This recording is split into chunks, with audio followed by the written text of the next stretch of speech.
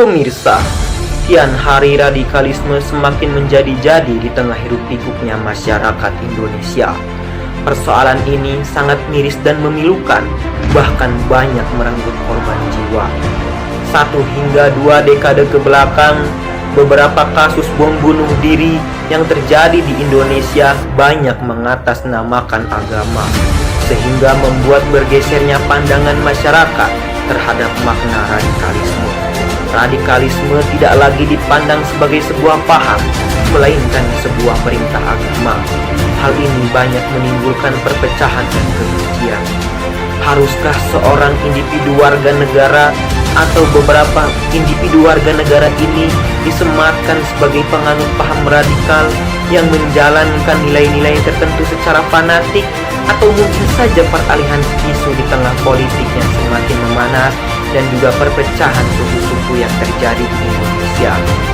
Tentu saja pemahaman terhadap radikalisme memiliki peran penting dalam menyelesaikan permasalahan ini. Marilah kita simak liputan radikalisme dalam keberagaman identitas di TV Anda. Indonesia tengah dikepung oleh paham radikalisme. Generasi milenial banyak yang menjadi korban keganasan paham ini karena masih kurangnya pemahaman terhadap bahayanya radikalisme yang semakin membuat hancur negara. Perlu adanya ketegasan terkait hal ini.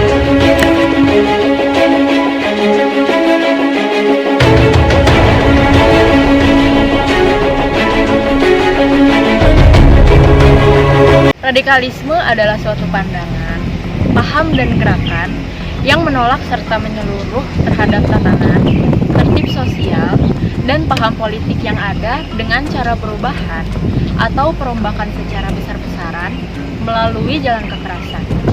Nah, istilah radikalisme ini berasal dari bahasa Latin, yaitu radix, yang artinya akar, sumber atau asal mula. Istilah radikalisme ini memiliki arti yang sangat ekstrim, menyeluruh, fanatik, revolusioner, dan fundamental. Radikalisme mungkin itu bukan hal yang asing dan lumrah didengar oleh orang-orang. Banyak hal yang bisa menyebabkan radikalisme dalam berbagai faktor pemikiran, ekonomi, politik, sosial, psikologi, dan sebagainya. Radikalisme muncul sebagai akibat adanya pendistribusian wewenang yang tidak merata di masyarakat.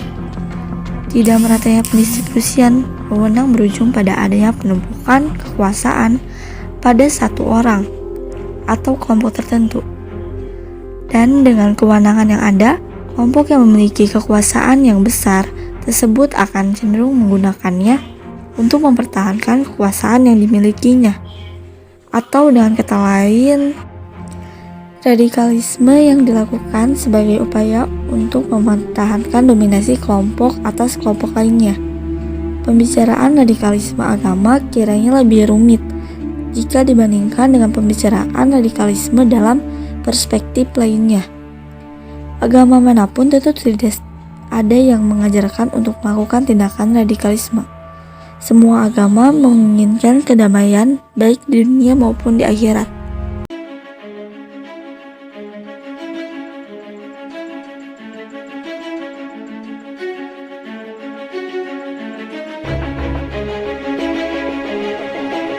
Radikal memang bermaksud mengusung perubahan atau pembaruan drastis hingga titik paling akar.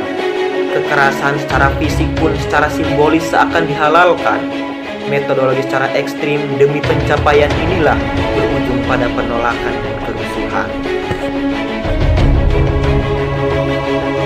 Yang pertama itu radikalisme ideologi, yang kedua radikalisme agama, dan yang terakhir itu radikalisme politik.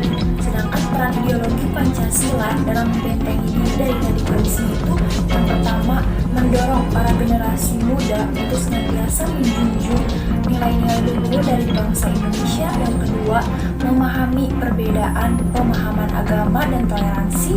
Yang ketiga itu memberikan arahan kepada para generasi muda untuk senantiasa melakukan kegiatan yang positif.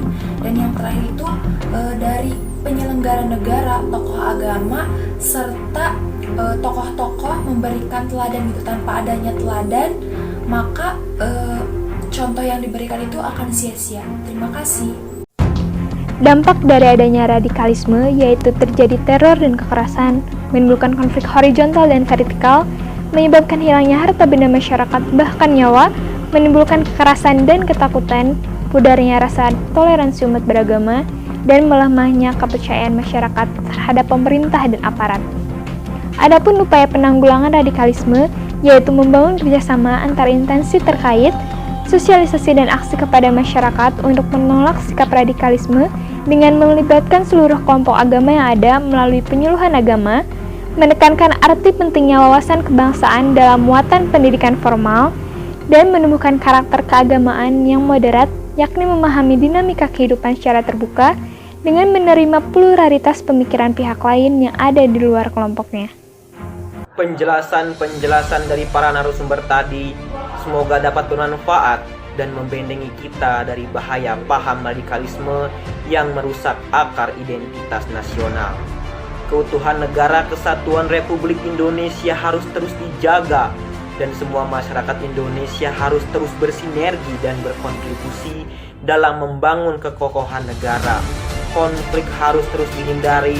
Jangan sampai menjadikan sebuah agama sebagai bahan untuk konflik. Keadilan harus ditegakkan. Marilah bersama-sama satukan semboyan kita. Bhinneka Tunggal Ika, berbeda-beda tetapi tetap satu jua, menjadikan Indonesia selalu diliputi kedamaian. Saya Sofyan Januansyah pamit undur diri dan sampai jumpa.